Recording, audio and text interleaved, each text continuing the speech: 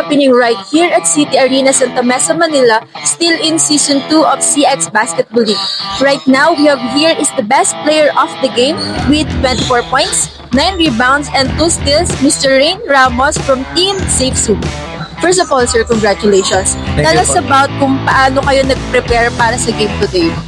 Actually, meron po kaming papawi sa BGC. So, ayun po, UHH team, follow nyo po sa Facebook. Doon po kami nagpe-prepare. So, magkakasama na po kami. Siguro mga 1 year na po. Can you share us about kung ano yung game plan and preparation nyo for the coming semifinals? Siguro, for practice pa po. Kasi konti na lang po kami. Yung iba po namin, natanggal na po. So, at saka iba po busy. Kaya ngayon po, kulang kami. Pero, yun po, sinerte naman. Also, tell us kung sino inspiration mo tuwing naglalaro ka. Siyempre yung girlfriend ko po, si Luis po.